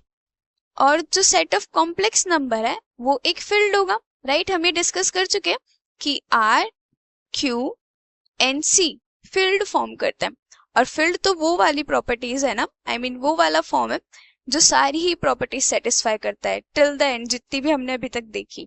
सो ऑब्वियसली ये ग्रुप तो होगा ही होगा। सो ये एडिटिव एबिलियन ग्रुप है ही और C फील्ड है। ओके, अब हमें पहली प्रॉपर्टी देखनी थी क्लोजर। क्लोजर के लिए हमने 2 एलिमेंट्स लिए रियल नंबर से। अगर x और y हम रियल नंबर से लेंगे तो उनका जो सम होगा वो भी रियल नंबर में आएगा, राइट। दो रियल नंबर का सम रियल नंबर ही होता है, कॉम्प्लेक्स तो नहीं हो सकता। ओके, अब हमारे पास आता है स्केलर मल्टीप्लिकेशन वाला पार्ट। फील्ड हमारा है complex number, so complex number हमने मान लिया आयोटा और हमने कोई रियल नंबर मान लिया सपोज x। अब इसका प्रोडक्ट कॉम्प्लेक्स नंबर होगा, राइट। अब complex number set of real number से बिलोंग नहीं करता और हमें चाहिए कि जो स्केलर है उसका प्रोडक्ट जब हम वेक्टर के साथ करें तो वो वेक्टर से बिलोंग करना चाहिए। Okay, this is the important condition which is the condition जिसको हम स्केलर मल्टीप्लिकेशन बोलेंगे। ओके, सो ये जो स्केलर मल्टीप्लिकेशन वाली कंडीशन है ये सेटिस्फाई नहीं कर रहा है, सो हम स्टार्टिंग में ही कह सकते हैं कि the vector R over the field C is not a vector space. Okay, so ये तो एग्जांपल हो गया जिसमें जो सेट हमें गिवन है ये वेक्टर स्पेस नहीं है। बट अब एक ऐसा एग्जांपल ले लेते हैं जो वेक्टर स्पेस फॉर्म करेगा। तो हम एग्जांपल कंसीडर कर रहे हैं जिसमें वेक्टर हमने कंसीडर करा है R, that is set of real number, और जो फील्ड हमने कंसीडर करा है it is Q, that is set of rational number. Okay, हमें ऑलरेडी पता है that R, Q and C are field, so ये हमें सेपरेटली प्रूव नहीं करना होता। ओके, हमें क्या क्या प्रूव करना है, अब इसे लाइक प्रॉपरली स्टेप वाइज करते हैं सो दैट हमें पता हो कि हमें कैसे कैसे लिखना है। So we have to check whether R over Q is a vector space or not over filled Q. Okay, field हमें Q गिवन है। सो अब ये कैसे करना है, पहली कंडीशन हमें क्या देखना होता है कि ये नॉन एम्प्टी है। जो सेट R है it must be non empty. Okay, non empty हम ऐसे रिप्रेजेंट करते हैं कि this set R is non empty. Okay, the empty का सिंबल होता है and it is not equal to empty, that is non empty. Okay, so ये कैसे प्रूव करना है, हमें इसमें सिर्फ क्या करना होगा, हमें बताना होगा कि एक एलिमेंट है, एटलीस्ट कम से कम एक एलिमेंट है जो सेट ऑफ रियल नंबर से बिलोंग करता है। सो हम इजीली क्या बता सकते हैं कि जो 0 है it belongs to the set of real numbers. Okay, so this implies set of real number is non empty. Okay, so this one is simply done.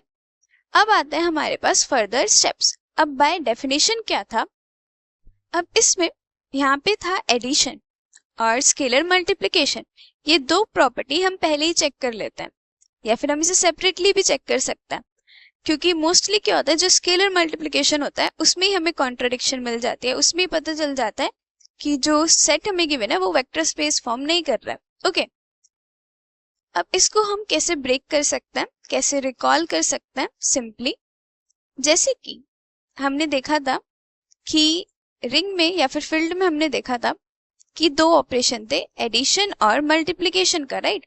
अब इसमें भी तो दो ऑपरेशन है, एक एडिशन है और एक स्केलर मल्टीप्लिकेशन है, राइट। जब हम वेक्टर स्पेस की बात करते हैं तो दो ऑपरेशन यूज हो रहा है, एक एडिशन और एक scalar multiplication, right.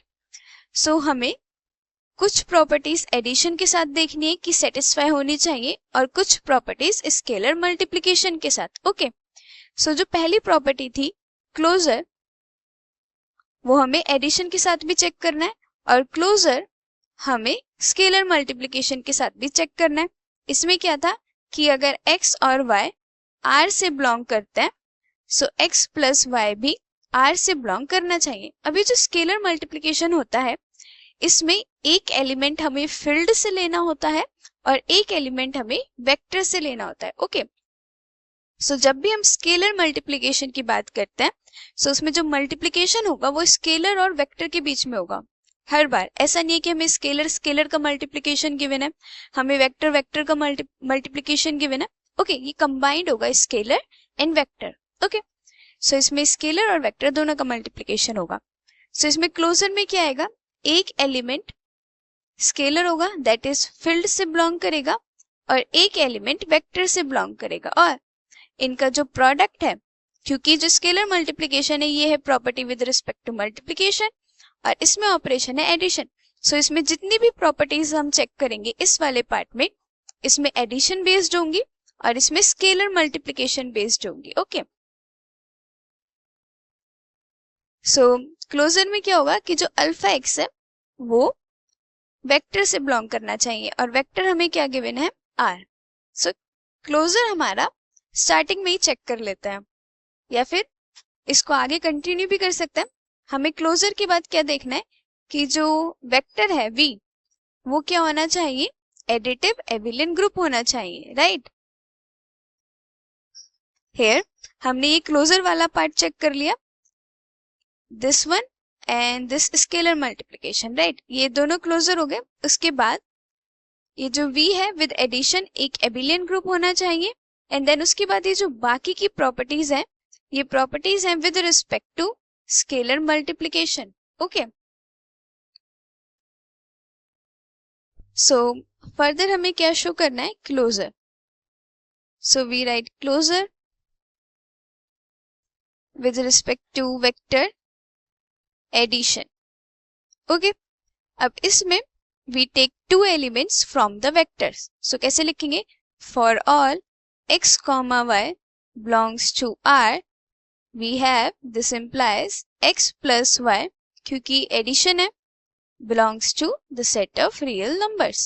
So it is done, सिर्फ हमें इतना ही लिखना होगा। ओके, क्योंकि हमें पता है अगर दो रियल नंबर को हम ऐड करेंगे तो वो रियल नंबर ही आएगा। सो ये हो गया क्लोजर।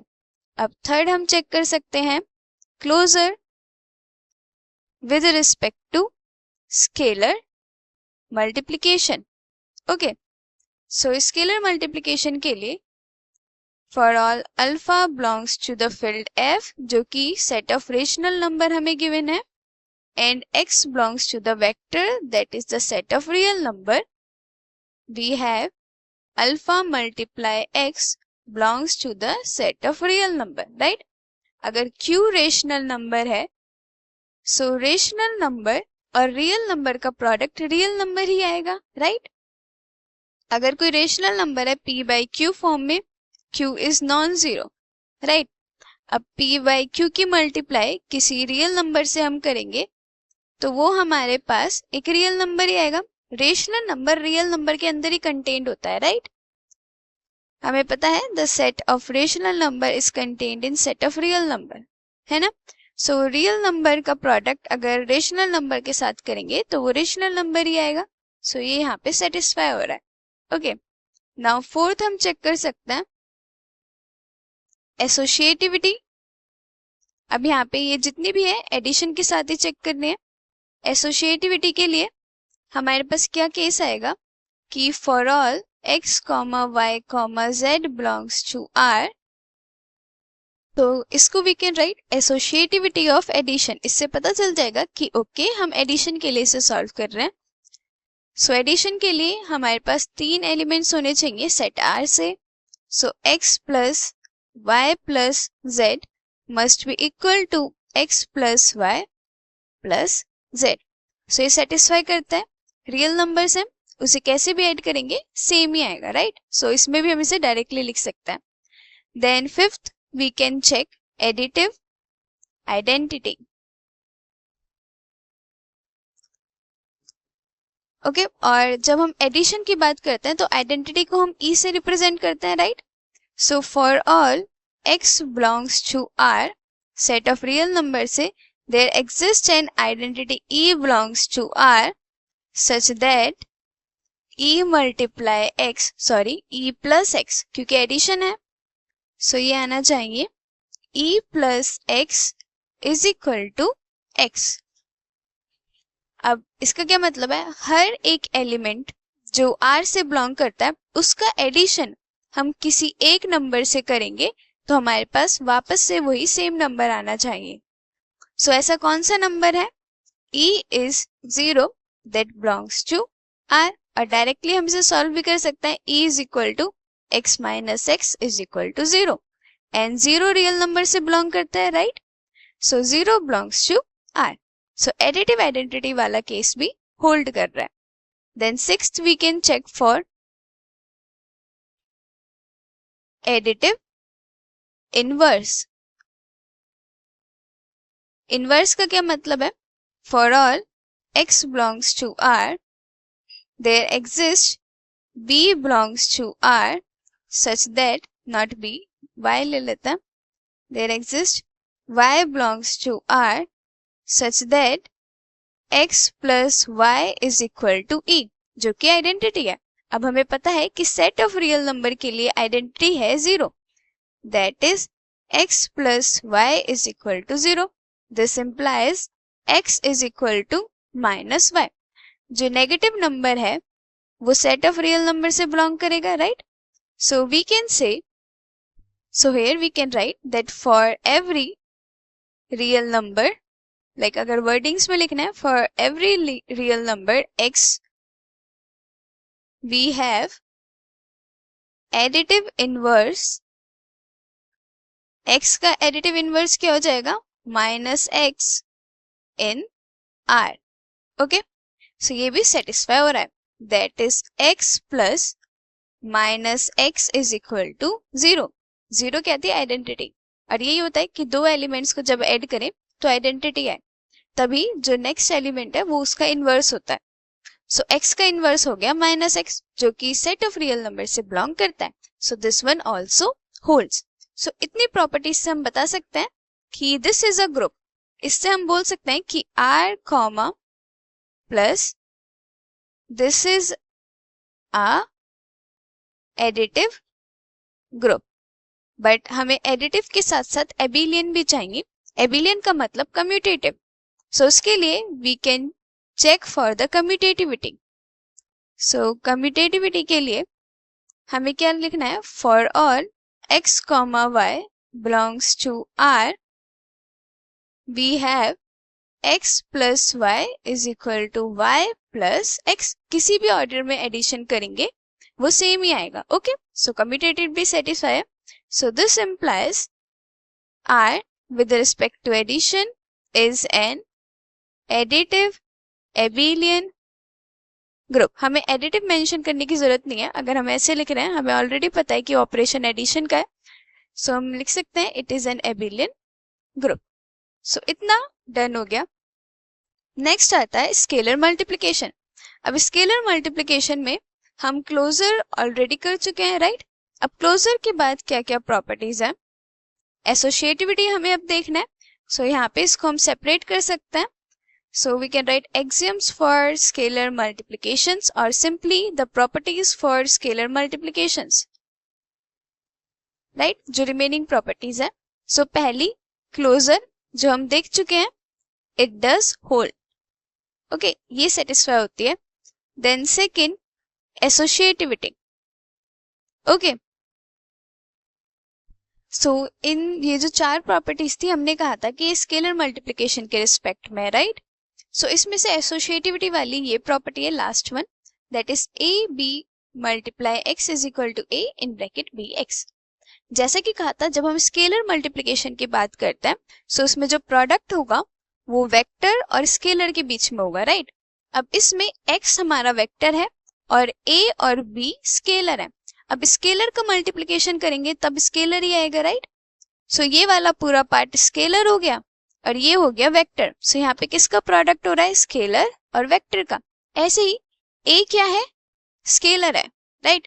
अब b और x क्या है? वेक्टर है। वो क्यों? b और x ये कौन सा पार्ट हो गया? क्लोजर वाला, जो हम स्टार्टिंग में ही कर चुके हैं। हमने कहा था कि अगर कोई अल्फा, ये रहा दिस वन, यही था कि अगर अल्फा f से बिलोंग कर रहा है और एक वेक्टर v से बिलोंग कर रहा है सो उनका क्लोजर भी वेक्टर v से बिलोंग करना चाहिए, राइट? सो स्केलर और वेक्टर का प्रोडक्ट क्या है? वेक्टर। ये क्लोजर वाली प्रॉपर्टी है, ओके। और ये स्केलर, दैट मीन्स यहाँ पे भी स्केलर और वेक्टर का प्रोडक्ट हो रहा है। सो जितनी भी प्रॉपर्टीज हैं ये चारों प्रॉपर्टीज ये स्केलर मल्टीप्लिकेशन की हैं, ओके। सो एसोसिएटिविटी हमने पहले लिख लिया, तो हम पहले एसोसिएटिविटी चेक कर लेते हैं। सो इट इज एसोसिएटिविटी के लिए क्या गिवन है कि for all a comma b belongs to the field f and for all x belongs to the vector v, right? v क्या है? सेट ऑफ रियल नंबर और f क्या है, set of rational number. A b multiply x is equal to a multiply b x. क्या ये hold करेगा? Yes करेगा। यहाँ पे ए बी क्या है, स्केलर, और x क्या है, वेक्टर। और हमें ऑलरेडी पता है by closure scalar multiply vector एक वेक्टर आएगा, राइट। ऐसे ही ये स्केलर है और ये भी क्या है, वेक्टर। अब इसका प्रोडक्ट क्या आएगा, वेक्टर आएगा, राइट। बाय क्लोजर हमें ये पता है। सो ये वाली एसोसिएटिविटी भी प्रॉपर्टी होल्ड होगी, ओके। अब इसको अगर हम कोई एलिमेंट्स अपने हिसाब से लेना चाहते हैं, सो हम कोई दो रेशनल नंबर ले सकते हैं, सपोज 1/2 एंड 3/4, ओके। दो रेशनल नंबर और एक वेक्टर ले लो, सेट ऑफ रियल नंबर है तो कोई भी नंबर आ सकता है। Take it -2, okay. So a b that is 1/2 multiply 3/4 और वेक्टर है -2 is equal to a as it is, और बी क्या है, 3/4 और दिस इज -2। सो ये सेम आएगा, ये हो जाएगा 3/8 मल्टीप्लाई -2, ये हो जाएगा 1/2 मल्टीप्लाई -3/2। क्योंकि यहाँ पे 2 है तो ये कैंसिल हो जाएगा बाय 2। सो ये आ जाएगा, यहाँ पे ये कैंसिल हो जाएगा बाय 4, ये हो जाएगा -3/4 and it is also -3/4। Hold करेगा हर एक हर एक स्केलर और वेक्टर के लिए, ओके। सो एसोसिएटिविटी होल्ड होती है। Now the third one, identity, okay. So इसको भी right identity, we can write it as multiplicative identity, okay. अब जैसा कि हमने कहा था कि जब हम मल्टीप्लिकेशन के साथ आइडेंटिटी की बात करते हैं तो हम उसे कैसे रिप्रेजेंट करते हैं, बाय 1, ओके। उसे ऐसे रिप्रेजेंट करते हैं। एंड हमारे पास था कि 1 multiply x must be equal to x for all x belongs to the vector, और वेक्टर क्या है, r। सो हर एक रियल नंबर के लिए जो कि वेक्टर है, एक आइडेंटिटी एग्जिस्ट करनी चाहिए फील्ड में। ये जो 1 है it must belongs to the field f, and जो फील्ड है वो क्या है, सेट ऑफ रेशनल नंबर। क्या 1 रेशनल नंबर से बिलोंग करता है, यस। सो 1 जो है वो रेशनल नंबर से बिलोंग करता है, और 1 की मल्टीप्लाई हम किसी भी रियल नंबर से करेंगे तो वो रियल नंबर ही आएगा। That means this also holds, okay. So हमें सिर्फ इतना लिखना है, 1 multiply x is equal to x for all x belongs to v and 1 also belongs to the field f, okay. So ये हो गया। और यहाँ पे भी देखो 1 स्केलर है और x वेक्टर है, और स्केलर और वेक्टर का प्रोडक्ट क्या आता है, वेक्टर, और x क्या है, वेक्टर, राइट। सो जब भी हम स्केलर मल्टीप्लिकेशन की बात कर रहे हैं तो हमारे पास स्केलर और वेक्टर का ही प्रोडक्ट गिवन होगा। नाउ फोर्थ इसमें हमें क्या देखनी है, अब इसमें हमने कौन कौन सी कर ली, ओके। हमने आइडेंटिटी वाला कर लिया, हमने लास्ट वाला कर लिया, अब ये 2 बची है, ओके। अब यहाँ पे देखो ये जो एडिशन हो रहा है ये वेक्टर्स का हो रहा है, और यहाँ पे जो एडिशन हो रहा है ये स्केलर्स का हो रहा है, ओके। सो ये हो जाता है distributive law under vector addition, और this is distributive law under scalar addition, okay.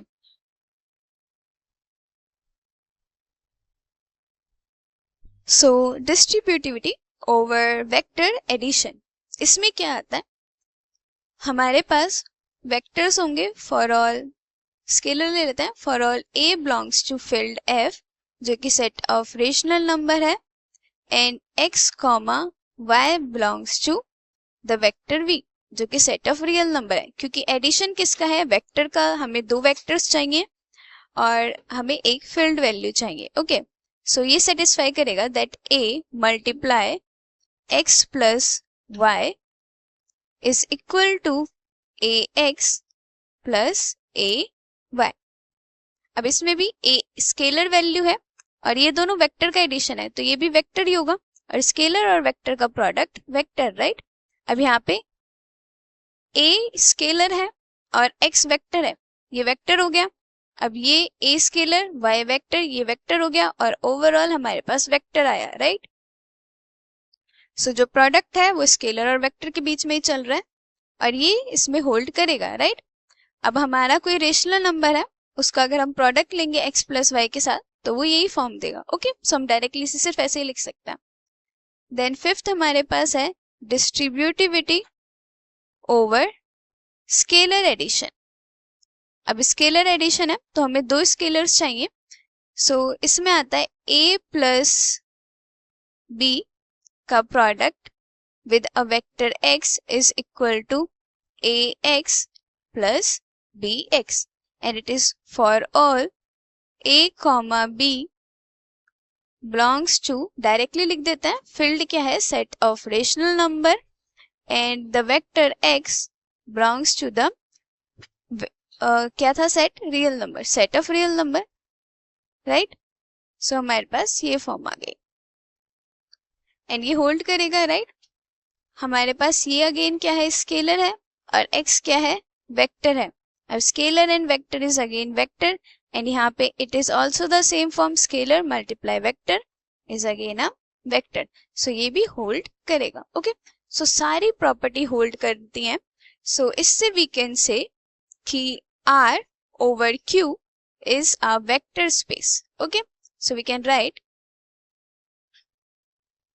directly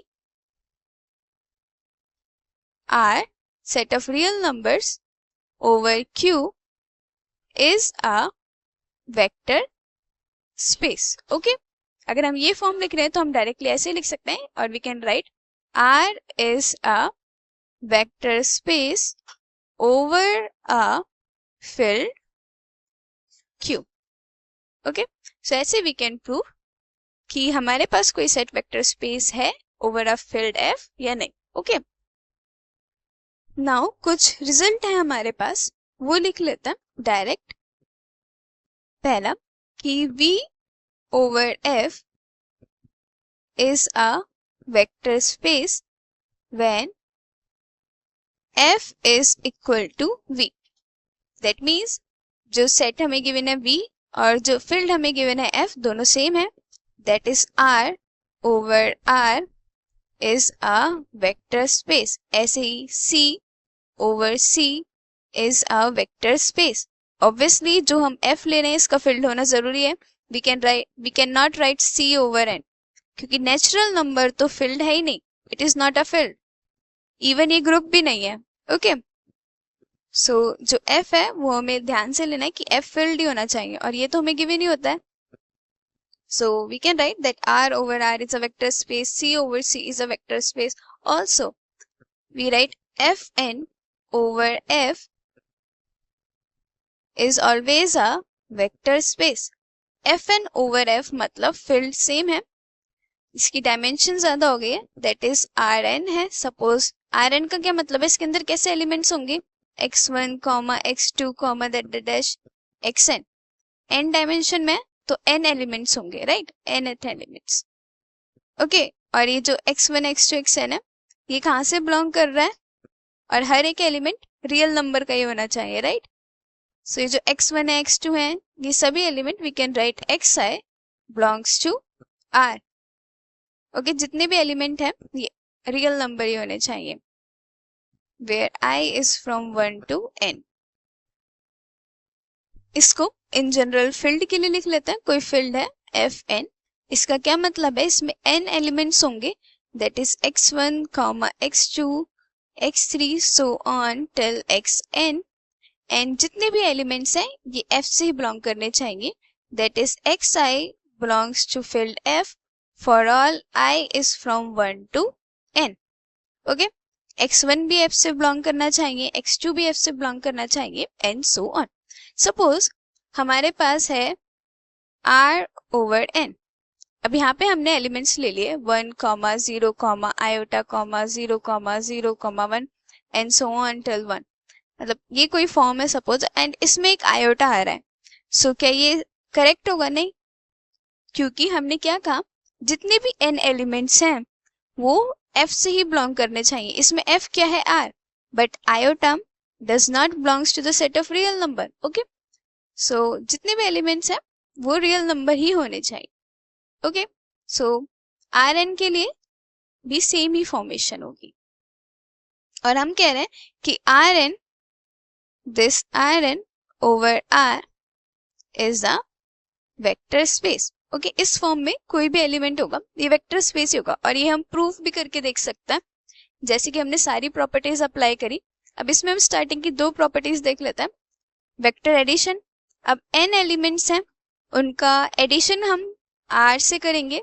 I mean, क्या होता है कि अगर x और y v से बिलोंग करता है तो उनका जो सम है वो भी b से बिलोंग करना चाहिए, राइट। अब इसमें जो v है उसके अंदर n एलिमेंट्स हैं, तो हमें क्या करना होगा, x को हम रिप्रेजेंट करते हैं by x1, x2 and so on till xn, एंड यहाँ पे we write xi belongs to R for our i from 1 to n। तो थोड़ा प्रोसेस लेंथी हो जाता है लिखने का कि ओके जो एक एलिमेंट है x उसके अंदर n एलिमेंट्स हैं। ओके, x हम उसे नाम दे रहे हैं एंड उसके अंदर n एलिमेंट्स हैं जो किससे बिलोंग करता है, r raised to the power n। Okay, nth dimension. ऐसे ही जो y है उसमें भी n एलिमेंट्स हैं जिसको हम लिख सकते हैं y1, y2 so on till yn, और वो किससे बिलोंग करता है, वो भी nth एलिमेंट वाले पार्ट से बिलोंग करता है, राइट।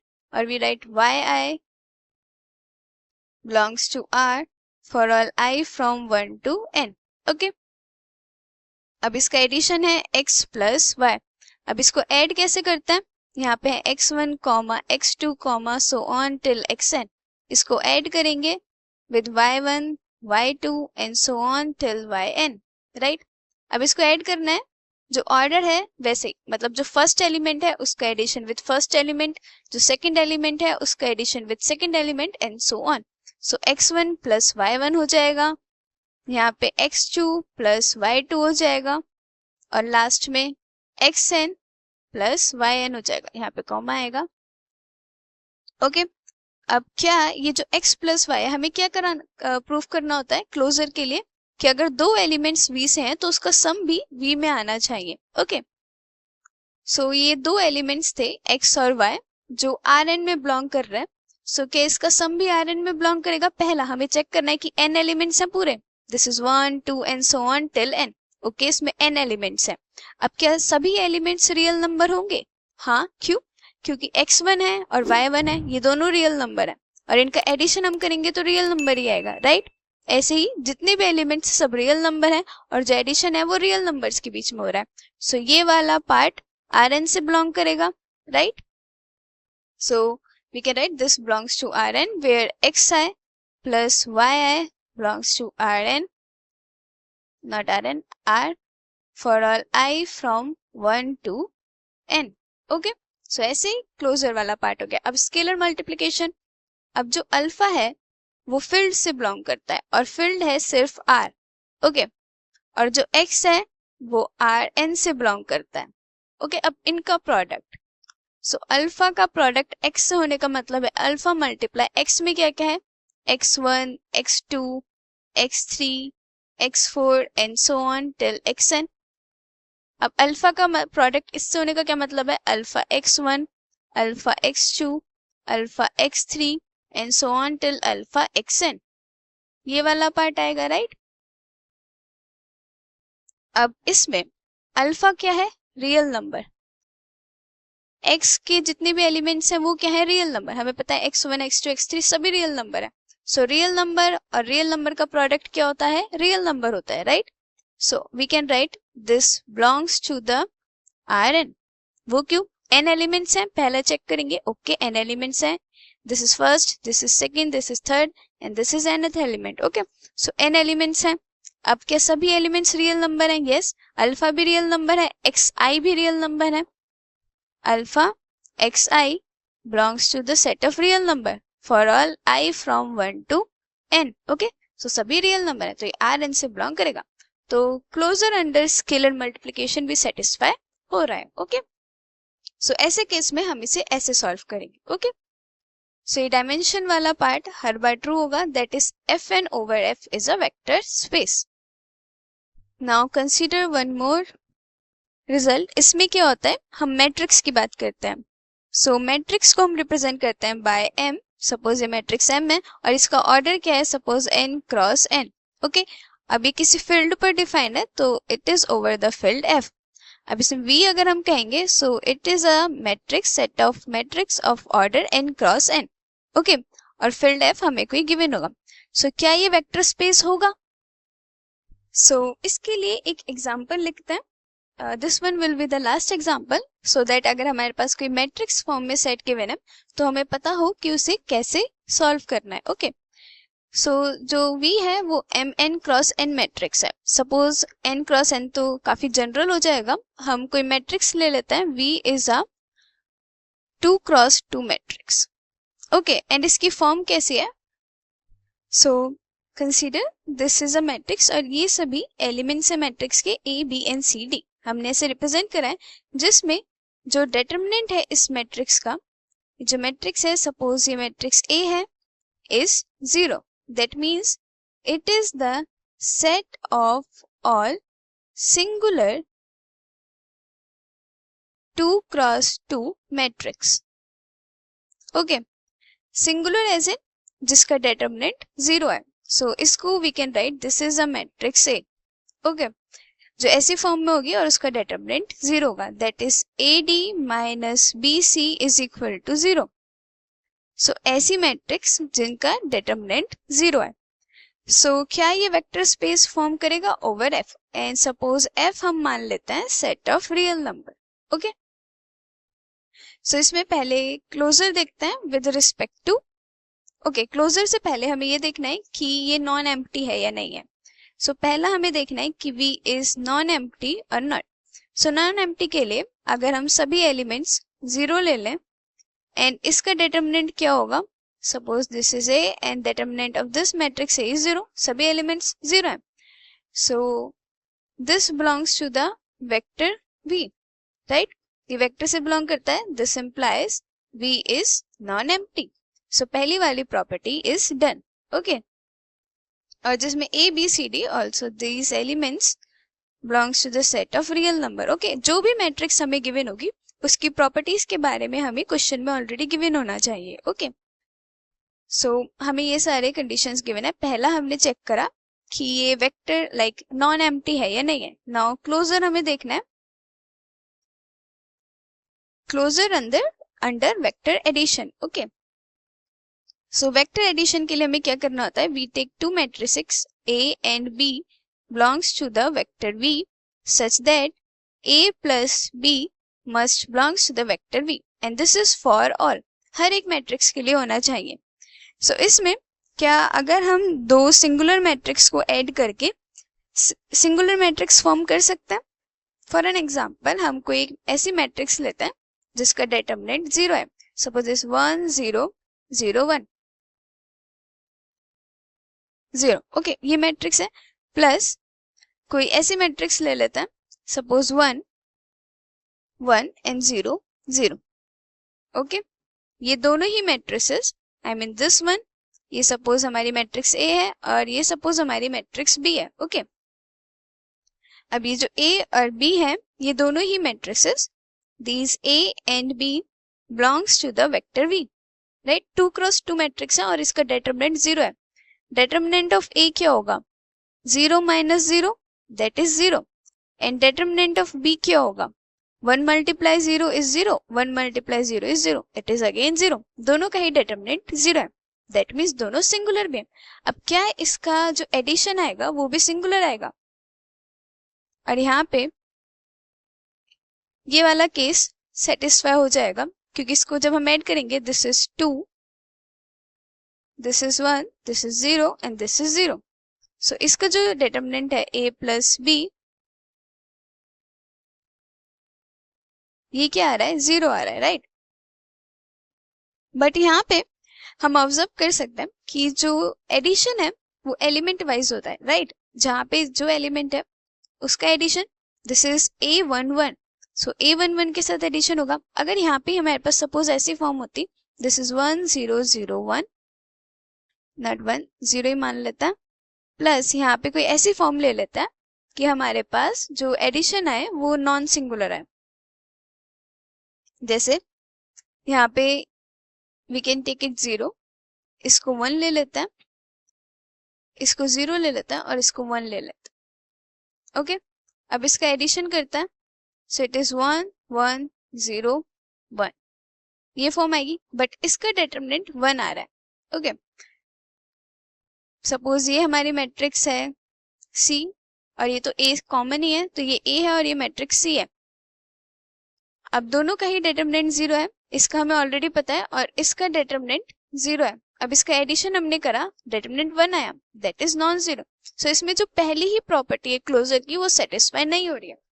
सो मैट्रिक्स एक्स के लिए हमें ये थोड़ा ऑब्जर्व करना होगा कि जो फॉर्म गिवन है, क्या वो स्टार्टिंग की ही जो सिंपल कंडीशंस है क्लोजर और स्केलर मल्टीप्लिकेशन वो सेटिस्फाई कर रहा है या नहीं कर रहा है। ओके, सो हम यहाँ से ही कह सकते हैं कि this is not a vector space over the field F. Okay,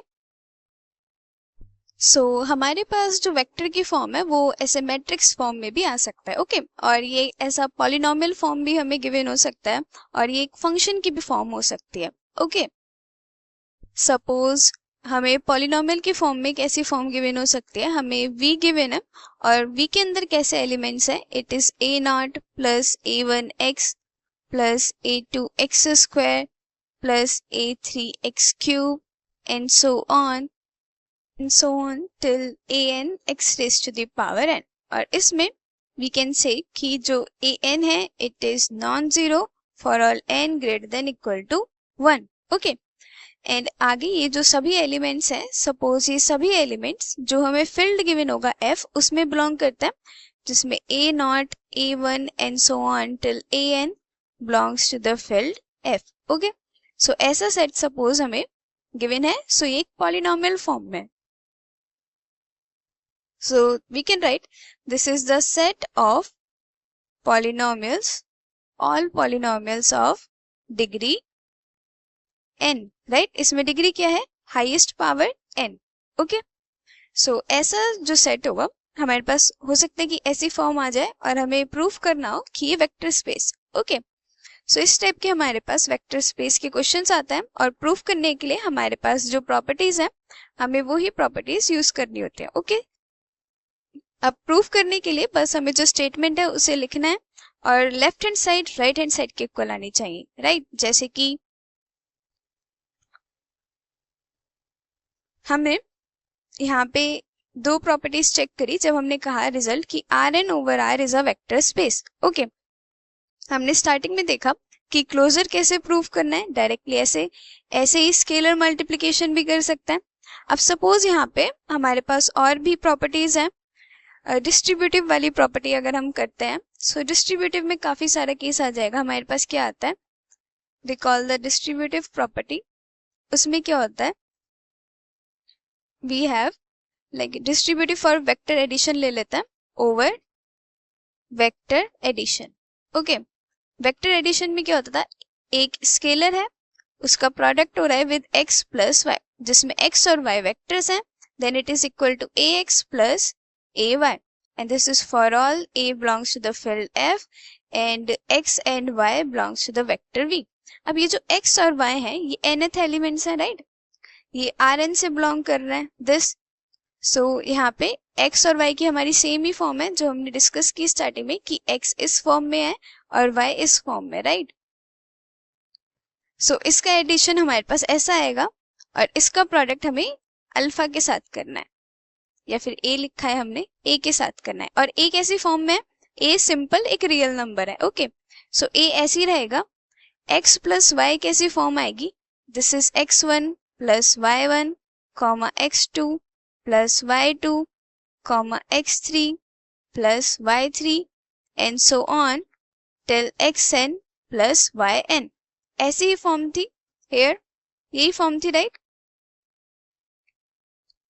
सो अब ये ओपन करके हमारे पास ये फॉर्म आनी चाहिए, ये हमें शो करना है, राइट? जैसे कि कहा था left hand side right hand side के बराबर आनी चाहिए। अब इसे हम डायरेक्टली नहीं लिख सकते क्योंकि इसमें थोड़ा कैलकुलेशन बढ़ रहा है।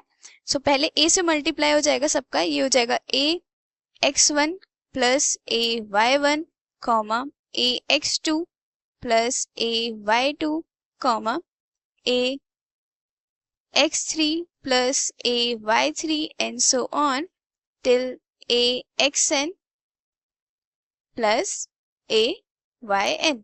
ये फॉर्म आ गई, राइट? जो ए था उसका प्रोडक्ट कर दिया। अब इसे हमें ए एक्स प्लस ए वाई की फॉर्म में लाना है। सो अब ये जो है ये एडिशन होता है, इसको ब्रेक कर देंगे दोबारा। कैसे? A x one comma a x two comma a x three and so on till comma a x n. इसको ऐसे ब्रेक कर लिया।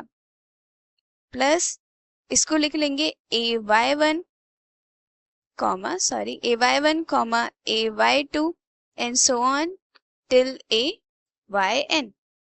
सो इसे ऐड करके यही फॉर्म आई थी। अब ये a x one a x two A x n में ए कॉमन आ गया और यहाँ पे बचा x one x two and so on till x n. अब इसमें यहाँ पे अगेन ए कॉमन आ गया और यहाँ पे बचा y one y two and so on till y N.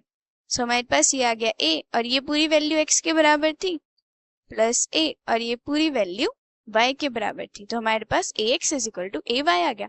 That is left hand side right hand side के बराबर आ गई। ओके, सो कुछ प्रॉपर्टीज के लिए हमें थोड़ा सिंपलीफिकेशन करना होगा ताकि दोनों फॉर्म बराबर आ सके। ओके, और जो सिंपल था उसमें तो हमने डायरेक्टली लिख दिया था कि ओके डायरेक्टली सेटिस्फाई हो रहा है। जैसे कि इसमें जब हमने डिस्ट्रीब्यूटिविटी ये वाली डिस्ट्रीब्यूटिव प्रॉपर्टी करी थी, सो ये डायरेक्टली सेटिस्फाई हो गया था। A multiply x plus y is equal to A x plus a y. एक आर से बिलोंग कर रहा है और एक जो फील्ड है वो क्यों है। सो इसमें हमें कुछ सॉल्व करने की जरूरत ही नहीं पड़ी। ओके, जब डायमेंशन बढ़ जाती है तो हमें थोड़ा सिंप्लीफिकेशन करना पड़ता है। सो ओवरऑल हमें सिर्फ प्रॉपर्टीज याद होनी चाहिए और अगर हमें अच्छे से प्रॉपर्टीज भी याद है और हम उसको मेंशन करते हैं सो उससे भी हमारा क्वेश्चन हो जाता है। Okay, so remember all these properties जो भी वेक्टर स्पेस के लिए हमें चाहिए। Okay, so in this video हम सिर्फ वेक्टर स्पेस तक ही डिस्कस करता है। वेक्टर सब स्पेस हम नेक्स्ट वीडियो में डिस्कस कर लेंगे। This video is already lengthy enough, so for vector सब space we will discuss in the next video. Okay, so this is it for this video.